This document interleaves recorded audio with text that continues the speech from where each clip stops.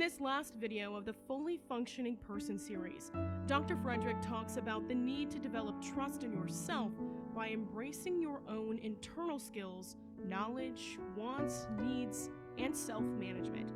He also introduces religiosity and how it can either contradict or complement your internalized worldview. As he is speaking, you might want to consider the degree to which you are responsible for guiding your own life and the degree to which others guide portions of it for you. Welcome to this final video in our series to present what a fully functioning person is, as we focus on the final piece of the definition, developing trust in yourself. Understanding that there are rules to follow to assure the health, safety, well-being, and orderly structure within society, we have to understand where the line exists between automatic compliance to the will of another and where we assert our own individuality. If we live to merely comply with the will of another, we sacrifice ourselves.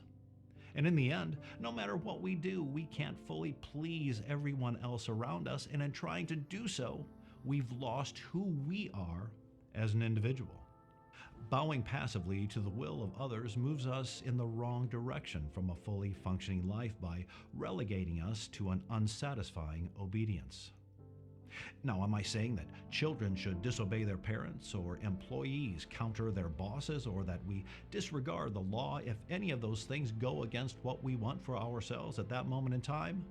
Well, certainly not, because being responsible for ourselves has with it the mandate that we continually assess the degree to which we must be responsible to and for others as well. But being responsible to ourselves as well as others is best accomplished when we trust in ourselves, that we can indeed make our own informed decisions and set out on a life path that we've created for ourselves. I rather like how Linda and Charlie Bloom put it. The definition of self-trust is the firm reliance on the integrity of yourself. There is a difference between a life that is grounded in self-trust and one that is not. When we look at examples of people who are self-trusting, we find that they have clarity and confidence in their choices. They are interdependent, which includes healthy dependency, not overly dependent on or hyperly independent. They speak with authority that comes from a deep place within, but is not arrogant. They're good observers and have cultivated the ability to learn from their experiences, both the successes and failures. So, we've been talking about the fully functioning life, of being open to new and different experiences, about setting out on a life path of your own choosing, to trust yourself, and living existentially. And no doubt many of you are wondering, what about God in all of this? Aren't there clearly written rules that we're expected to follow in order to keep true to spiritual laws and commandments? Aren't there clear and unambiguous doctrinal rules and certain expectations of how we should feel and think and act? Well, yes. But to me, those exist in the larger sense of the human experiences that we're talking about. The very thing that the world's great religions espouse, loving and respecting and caring for one another. Now, can there ever be a perfect dovetailing of religiosity and psychology? Well, probably not, for one obvious reason. They each exist in entirely different spheres of knowing. Psychology is based in empirical science where careful observation and measurement under research protocols are engaged. Religiosity, on the other hand, is based in faith, the belief in something unseen yet accepted as truth. So long as these two exist in different spheres of knowing, the best we can hope for is that the two aren't in total opposition of one another. If the doctrinal tenets of a certain religion espouse the belief that women are subservient to men, we can easily see that humanistic psychology, which embraces absolute equality among all people, would be at odds in this case. But given all that, the reality is that other than rather isolated and specific phenomena, psychology and faith-based religiosity are far more complementary to one another than they are at odds. Far, far more so.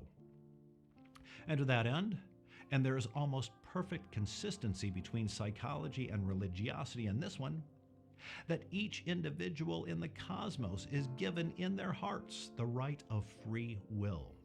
As such, it's up to that individual alone to decide whether following religious or doctrinal rules complements their own process of living as a fully functioning person or not, and based on that, make their own individual decision.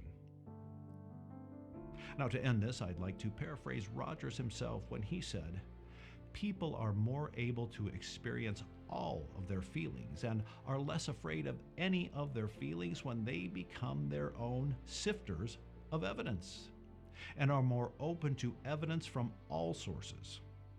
They are completely engaged in the process of being and becoming themselves, and thus discover that they are soundly and realistically social.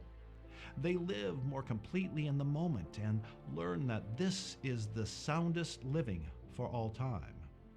They become a more fully functioning person, and because of the awareness of themselves which flows freely in and through their experiences, they are becoming a more fully functioning person." And with that, I'll close this series in hopes that I've piqued in you a curiosity to learn more, which you can by searching the web or accessing books and literature regarding Dr. Carl Rogers and the fully functioning person. I'll also be uploading video interviews with people who are living a fully functioning life, so please take a look at those as well. So, thank you so much for being a part of this video series. I hope what you've learned from it will better orient you on your own path to becoming a fully functioning person.